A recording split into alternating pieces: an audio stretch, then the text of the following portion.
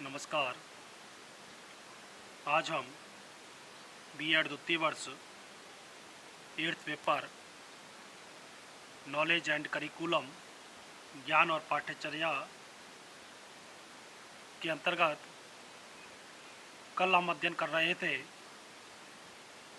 विद्यालय में ज्ञान का संगठन, organisation of knowledge in schools, जिसमें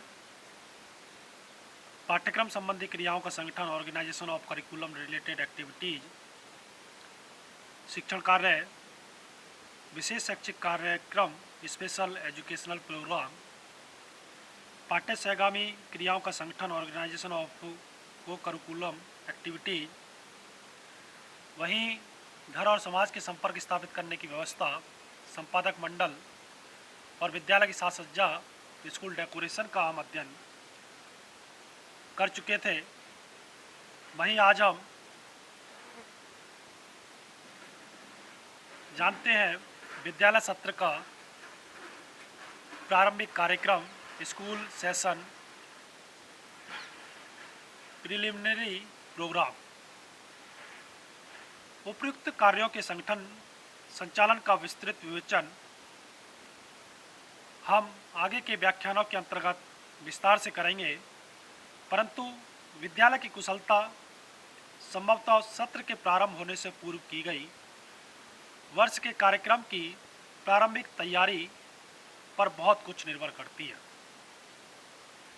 कार्यक्रम की तैयारी गत वर्षों के अनुभवों, एक्सपीरियंस पर आधारित होती है। इस संबंध में हमें फिर भी निम्नलिखित या निम्न जो बातें हो सकती हैं जिनको ध्यान रखना आवश्यक है, ध्यान देने वाली आवश्यक बातें, जैसे विद्यालय कैलेंडर की तैयारी, जिसमें करिकुलम, पाठ्यक्रम, पाठ्य सहगामी क्रियाओं, को करिकुलर एक्टिविटीज आदि का विवरण दिया जाना चाहिए।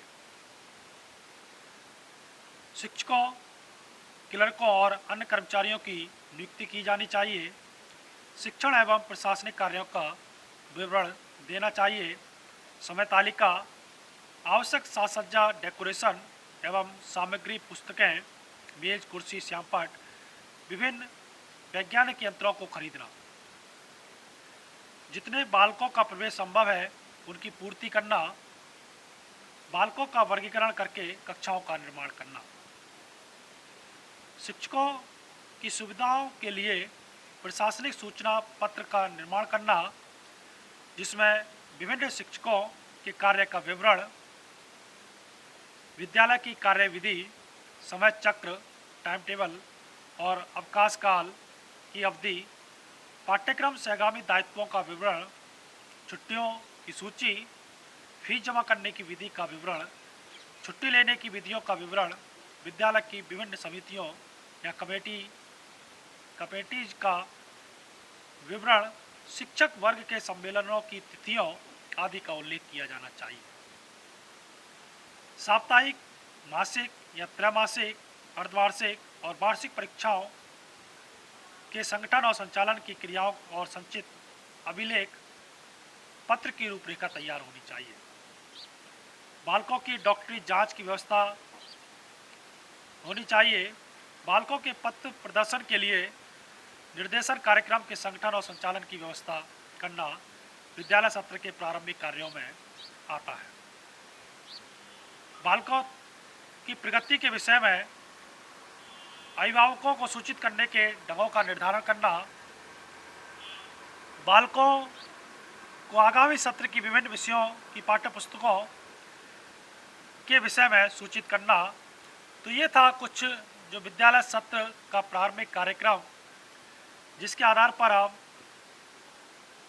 विद्यालय का सत्र प्रारंभ कर सकते हैं।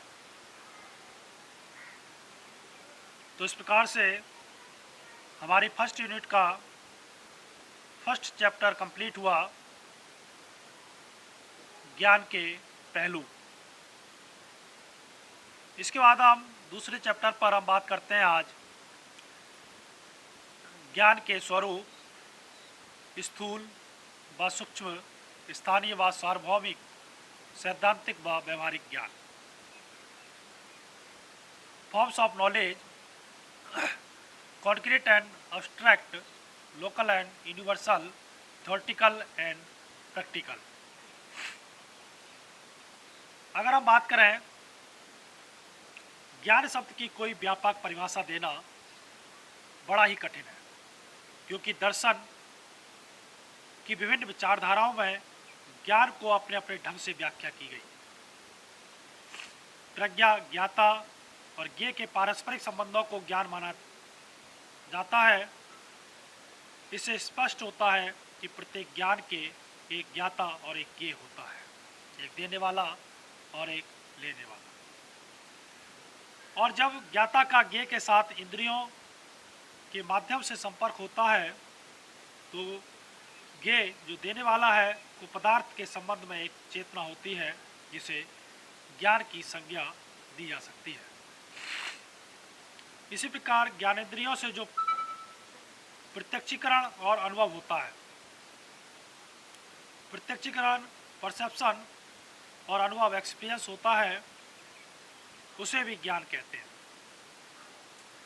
ज्ञान इंद्रियों तक ही सीमित नहीं होता, अपितु इंद्रियों से परे भी जो अनुभूतियाँ होती हैं उसे भी ज्ञान कहा जाता है। अगर हम बात करें आदर्शवाद में, जहाँ चेतना को ज्ञान की संज्ञा दी गई है, जो ज्ञानेंद्रियों और ज्ञानेंद्रियों से परे अनुभूतियों से संबंधित है, जबकि प्रयोजनवाद, प्रैग्मैटिज्म और प्रकृतिवाद, नेचुरलिज्म ज्ञानेंद्रियों के परसेप्शन या प्रत्यक्षीकरण को ही ज्ञान मानते हैं।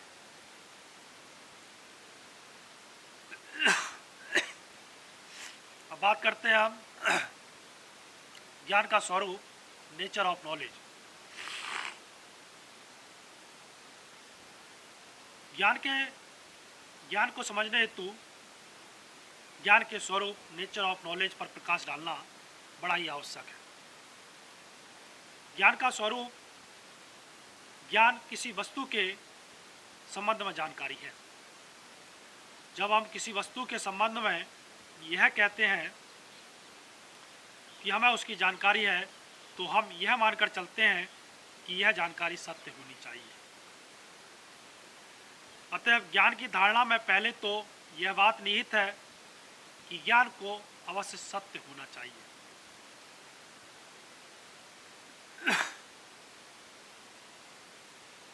जैसे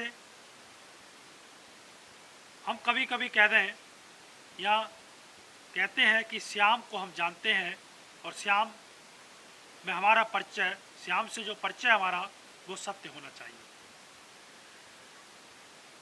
दूसरी बात यह है कि ज्ञाता को उस बात की सत्ता पर विश्वास होना चाहिए, अर्थात हमें ये विश्वास होना चाहिए कि श्याम को हम जानते हैं।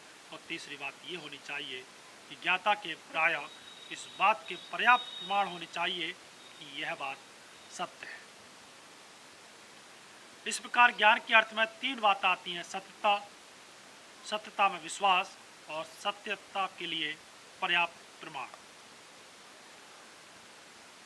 ज्ञान के स्वरूप को मानसिक या मेंटल और मनोवैज्ञानिक, साइकोलॉजिकल क्रिया जैसे जानना, करना और अनुभूति करना मानते हैं।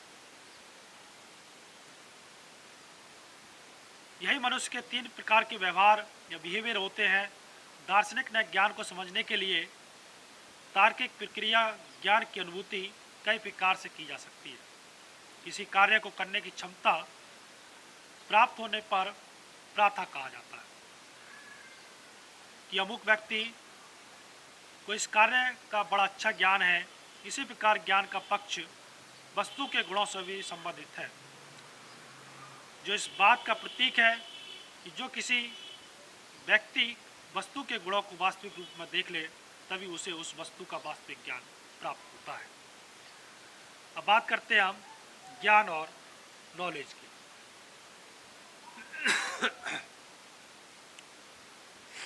प्रायः इन दोनों शब्दों को समानार्थी ही प्रयुक्त किया जाता है, ज्ञान और नॉलेज। परंतु पाश्चात्य मत में मिली नॉलेज शब्द की विवेचना और भारतीय मतानुसार ज्ञान शब्द की दार्शनिक विवेचना में अंतर है।